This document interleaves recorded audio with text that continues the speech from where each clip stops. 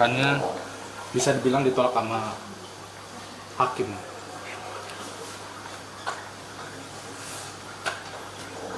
Ini masalah nikah ya? Iya. Baik, terima kasih. Assalamualaikum warahmatullahi wabarakatuh. Selamat malam dan salam sejahtera untuk kita semua. Jadi gini tuh rekan-rekan media, kebetulan pada saat sidang kemarin saya ada di sana, tapi bukan khusus untuk Nikita ya. Saya juga sedang melaksanakan sidang ya, di Pengadilan Jakarta Selatan, jadi posisinya sama. Dan saya lihat perjalanannya.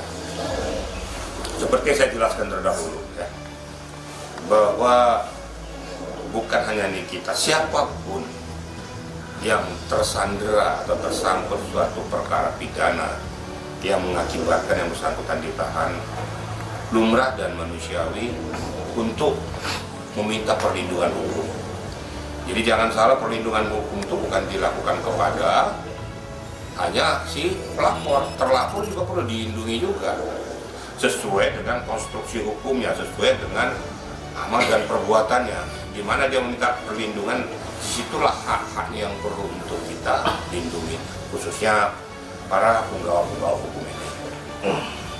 Namun dalam perjalanannya, walaupun saya sudah pernah sampaikan bahwa alasan kita untuk minta perlindungan hukum dan penangguhan penahanan, yaitu ya masalah keluarganya, dia single parent dan ada anaknya juga yang sedang bermasalah, sehingga wajar dan manusiawi seorang ibu rumah tangga yang tanpa ada pendamping mengkhawatirkan ya, keberadaan daripada anak-anaknya.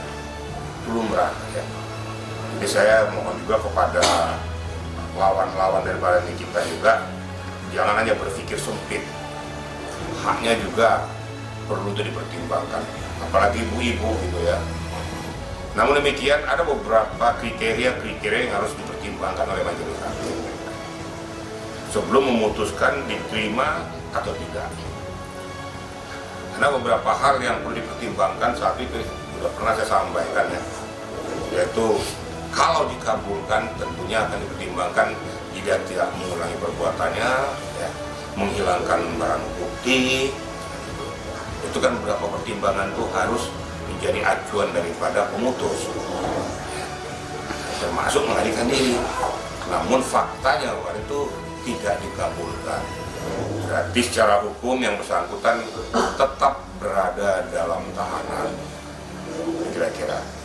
Kemudian saya lihat juga dalam perjalanannya ahli-ahli yang memberikan keterangan yang sesuai dengan keahliannya. Terlepas bahwa timbul kekecewaan daripada Nikita dengan keterangan ahli yang kemungkinan menyudutkan ya, nanti tinggal kita lihat penilaian daripada majelis hakim yang terhormat. Saya sangat berharap bahwa ini sudah terlalu berlarut-larut sebenarnya ya, terlalu panjang durasinya, sehingga saya menunggu kapan keputusan yang sungguhnya. Seyogianya segera aja diputuskan, dipercepat sidangnya sehingga kepastian hukum dapat diterima baik si terlapor maupun si pelapor. Mungkin gitu untuk sementara untuk rekan-rekan media ya. Yang memberatkan sendiri mungkin karena ada pasal TPPU-nya sendiri nggak sampai akhirnya? Tidak ada hubungannya ke sana. Ya. Namanya memberikan penangguhan penahanan itu bukan masalah TPPU, karena namanya ditahan itu pasti minimal 5 tahun atau penerapan pasal pengecualian walaupun itu di bawah 5 tahun. Ada beberapa kriteria pasal pengecualian itu. Bukan itu jadi pokok pertimbangan. Pokok pertimbangan ada penilaian hakim tadi, 3 kriteria tadi. Dia nggak mengabulkan karena ya, kemungkinan takut menghilangkan barang bukti, takut mengulangi perbuatan atau melarikan diri. Yang paling ditakutkan yang melarikan diri ini, terus siapa yang bertanggung jawab? Nah, mungkin penilaian yang sangat mendalam ini tentu kan sudah dianalisis selama kriteria persidangan bagaimana. Nah, makanya saya bilang hal-hal yang tidak selayaknya, tidak sepatutnya kita pertontonkan di sidang pengadilan, itu harus kita hindarkan. Kita boleh berdebat hukum, tapi jangan berdebat kotor, apalagi membuat kisruh di pengadilan. Kemarin saya datang, saya salaman tuh sama Pak Fahmi ya. Saya salaman dengan kuasa hukumnya, ketemu dengan rekan-rekan media juga. Saya sampaikan kepada Pak ya tetap maju perjuangkan hak-hak daripada kita. Tapi tentunya perjuangkan haknya kita sesuai dengan etika prosedur, sesuai dengan tatanan yang berlaku. Itu mungkin ya. Kalau soal sikap Nikita juga jadi bahan pertimbangan nggak sih Irjen kepada jaksa, kan karena selama ini sering viral ya? Iya, mungkin bisa jadi. Maka saya bilang, pada saat di arena persidangan, ingat baik-baik, JPU dan hakim adalah orang-orang yang menentukan sanksi hukum yang diberikan kepada seorang terdakwa. Jadi jangan membuat ya, terjadi friksi antara baik ke JPU apalagi ke majelis hakim. Kan pernah saya sudah berikan penjelasan kepada media yang tadinya mungkin bisa dia tuntut 5 tahun karena adanya suatu friksi tadi bisa jadi 10 tahun sesuai dengan maksimal tuntutannya. Demikian juga hakim. Ini pelajaran buat para terdakwa yang sedang didudukan sebagai pesakitan.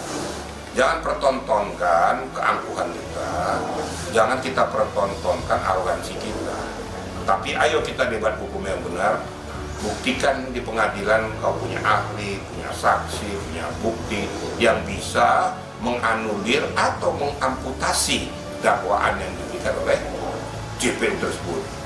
Nah, dengan argumentasi hukum ini mungkin ada penilaian nanti daripada pihak majelis hakim layak atau dikurangi atau mungkin bisa frisbak.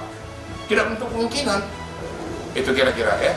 Saya sudah curiga juga pada saat keputusan setelah itu bahwa hakim mengatakan kita masuk pada materi pokok perkara. Saya sudah curiganya saya pasti berlanjut. Pasti kalau sudah masuk pada materi pokok perkara, ya berarti kriteria daripada perbuatan tindak pidananya itu sudah 75% ke atas. Tinggal nanti masalah berat ringannya tergantung daripada ajang pembuktian yang ada di pengadilan, baik daripada si pelapor maupun si terdakwa sendiri. Kita kira ya. Jenderal, ini kan juga menjadi banyak pertanyaan ya di kalangan rakyat karena posisinya di sidang ini ditunda karena Nikita sakit. Setelah Nikita sakit, Mail juga ikutan sakit nih Jenderal. Sebenarnya sistem izin untuk sidang ditunda itu seperti apa sih Jenderal agar bisa oleh hakim? Jadi begini ya, bukan sidang ditunda ya, tapi Zoom ya, online ya. Beda kalau sidang ditunda itu berarti tidak berlanjut sidangnya. Tapi kalau dilakukan secara online, itu mungkin ada beberapa pertimbangan daripada hakim. Yang pertama, ya kemungkinan untuk mencegah situasi di mana pengunjung mungkin membludak dan bisa membuat kisruh pengadilan, akhirnya dibuatnya itu online. Bisa juga karena kondisi fisik daripada yang bersangkutan kurang memungkinkan untuk dibawa ke arena sidang terbuka tersebut, sehingga hakim memutuskan kita lakukan sidang online. Itu sah-sah saja, itu kewenangan hak prerogatif hakim yang tidak bisa diamputasi oleh siapapun. Gak usah kita berandai-andai, kalau hakim sudah mengambil langkah itu berarti ada pertimbangan-pertimbangan hukum, pertimbangan-pertimbangan kemanusiaan yang dilakukannya, kemudian ada juga pertimbangan-pertimbangan daripada lingkungan yang memungkinkan bisa akan merusak agenda persidangan. Banyak pertimbangan tuh. Kalau sudah diambilkan oleh majelis hakim keputusan itu berarti sudah dipertimbangkan secara komprehensif. Gitu ya kira-kira.